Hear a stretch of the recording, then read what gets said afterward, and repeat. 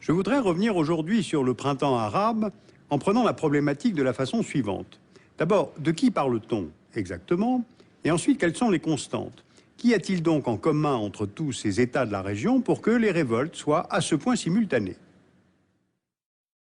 De quoi parle-t-on au juste lorsque l'on parle du monde arabe? Première réponse, politique, celle des États qui se définissent eux-mêmes comme arabes. Vous voyez sur la carte l'empreinte actuelle de la Ligue des États arabes. Cette organisation régionale rassemble 22 membres, parmi lesquels les territoires palestiniens et les Comores. Elle a été créée en 1945 par 7 États, Égypte, Irak, Liban, Arabie saoudite, Syrie, Jordanie, Yémen du Nord. Le but, c'était d'affirmer l'unité des peuples arabes économiquement et politiquement. Or, cette unité politique a été sapée à plusieurs reprises par l'opposition entre États socialistes qui étaient proches de l'URSS, comme la Libye ou la Syrie par exemple, et les États proches des États-Unis, comme l'Arabie saoudite ou les Émirats. Sapé aussi par l'exclusion de l'Égypte pendant 10 ans après sa reconnaissance de l'État d'Israël lors des accords de Camp David en 1979. Ou bien encore lors de la guerre du Golfe, 1990-91, lorsque l'un des pays membres, l'Irak, a envahi un autre pays membre, le Koweït. Donc, si cette union politique est artificielle, qu'est-ce qui pourrait traduire l'unité du monde arabe? Est-ce qu'il y aurait une unité géographique? Il y a d'abord le Grand Maghreb, ce qui indique en arabe le couchant, l'Occident, en opposition avec le Mashrek, qui indique le Levant. Un autre ensemble géographique est celui de la péninsule arabique, ce qui forme un espace étiré d'est en ouest sur plus de 8000 km. En revanche, dans la Ligue arabe, on voit que certains de ses membres se trouvent à la périphérie de cette zone. C'est le cas du Soudan, dont la partie méridionale appartient à l'Afrique subsaharienne. C'est aussi le cas de Djibouti, de la Somalie, qui se trouve sur la corne de l'Afrique. Ou encore, il y a les Comores, qui sont plus loin encore, dans l'océan Indien. Donc, il n'y a pas d'unité géographique. Alors, regardons maintenant du côté de la langue, puisqu'on considère habituellement que l'identité arabe est définie par le fait de parler l'arabe. Vous voyez là les États dont l'arabe est la langue officielle ou l'une des langues officielles.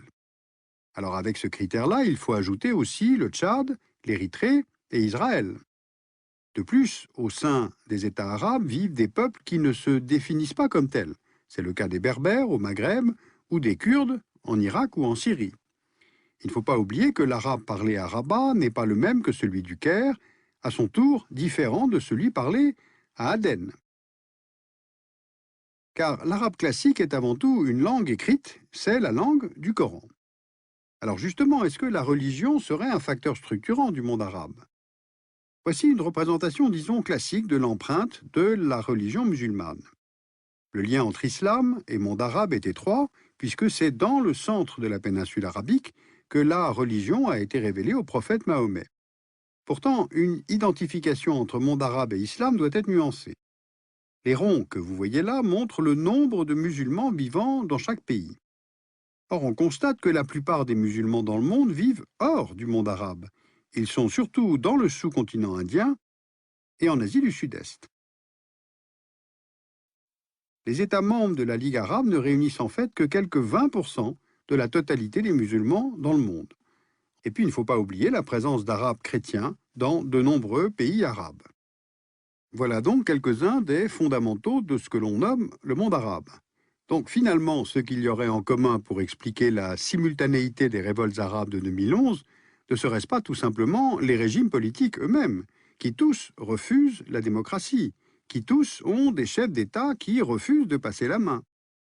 Le mouvement se déclenche en Tunisie, c'est la révolution du jasmin comme on l'appelle, et cela conduit au départ du président Ben Ali. D'autres pays sont concernés successivement, mais à des degrés très divers.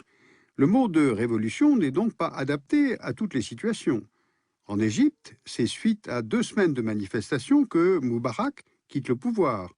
Mais ailleurs, des insurrections écrasées par les autorités se transforment en guerre civile, comme en Libye, où l'OTAN intervient pour soutenir les rebelles, ou encore en Syrie ou au Yémen, où là, les chefs d'État préfèrent faire tirer sur la foule plutôt que de quitter le pouvoir. Quant aux autres États de la péninsule arabique, ils sont plus souvent le lieu d'appel aux réformes que de contestation. Et puis, il y a la situation en Irak et dans les territoires palestiniens qui est tout à fait particulière pour des raisons que l'on connaît. Alors comment un tel mouvement a pu être à peu près simultané alors que les régimes politiques en place ne sont pas tous identiques? On trouve des monarchies au Maroc, en Jordanie et dans plusieurs États de la péninsule arabique, et des républiques, dont deux, en Libye et en Syrie, ont un régime à parti unique. Malgré ces différences de vocabulaire, on retrouve une réalité commune. Lorsqu'elle existe, l'opposition est muselée, l'économie est dans les mains de clans restreints, proches du pouvoir, les mêmes dirigeants se maintiennent au pouvoir le plus longtemps possible. Kadhafi arrive au pouvoir en 69 en Libye, la famille Assad en 70 en Syrie, Saleh au Yémen en 78, Moubarak en 81 et Ben Ali en 87. Et pour rester au pouvoir, tous s'appuient sur des organes de sécurité omniprésents et sur l'absence de respect des droits et des libertés individuelles. Répression et société fermée sont depuis longtemps un facteur de révolte, mais les systèmes de surveillance et de sécurité font qu'on ne bouge pas, tout simplement parce qu'on a peur. Un autre facteur est celui de la corruption. Prenons l'indice établi par l'organisation Transparency International en 2010 pour établir une carte de la perception du niveau de corruption affectant l'administration publique et la classe politique dans les pays arabes.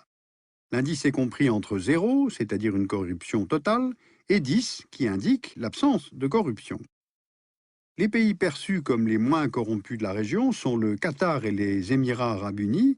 À titre de comparaison, ils se retrouvent dans le même groupe de pays que la France ou l'Allemagne. Viennent ensuite Bahreïn, l'Oman, Arabie saoudite, Jordanie, Tunisie. Et enfin, le Maroc, l'Algérie, la Libye, l'Égypte, la Syrie, le Koweït et le Yémen. Dans ce cadre politique globalement fermé et corrompu, s'ajoute maintenant le facteur de la démographie.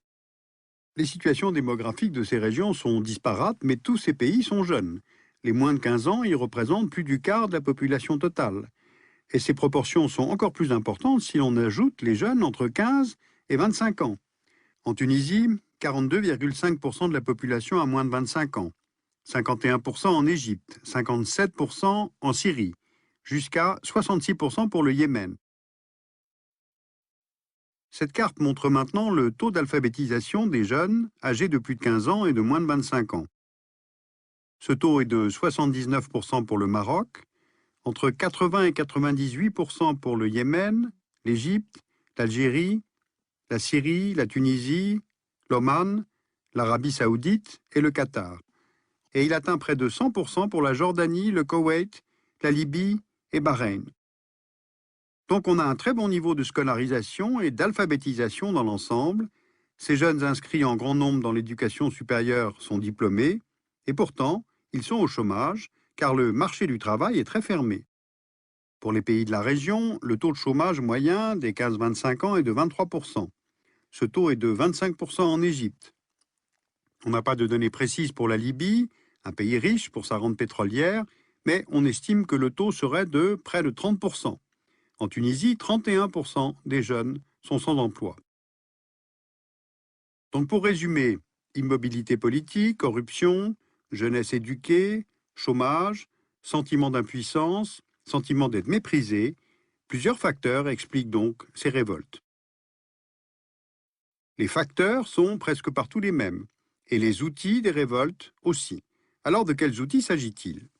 Le premier a été la télévision, et notamment Al Jazeera.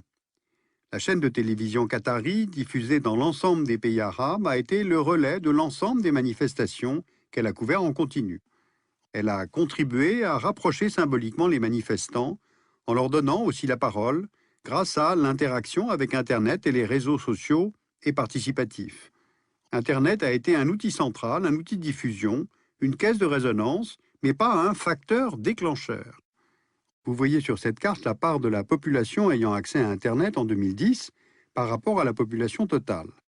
À quelques exceptions près, Bahreïn, Émirats arabes unis, Qatar, on constate que les proportions sont faibles au regard de la population du pays, mais il faut les mettre en relation avec cette jeunesse nombreuse, éduquée et demandeuse de liberté.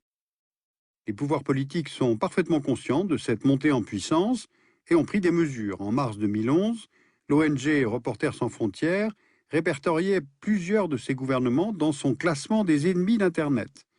car dans les contextes sociopolitiques que je viens de décrire brièvement, où les médias traditionnels sont contrôlés et censurés, les réseaux deviennent des outils de communication, d'information, de transmission, qui aident les uns et les autres à comprendre qu'on n'est pas seul à être en colère, et que l'on n'est pas isolé. C'est sans doute cela qui aide à dépasser la peur, et là, la peur a changé de camp. Les révolutions politiques ou institutionnelles ne se font pas en un jour, et c'est bien pour cela que ce printemps arabe, qui est une variable, m'a donné l'envie de réfléchir à ce qui peut être constant.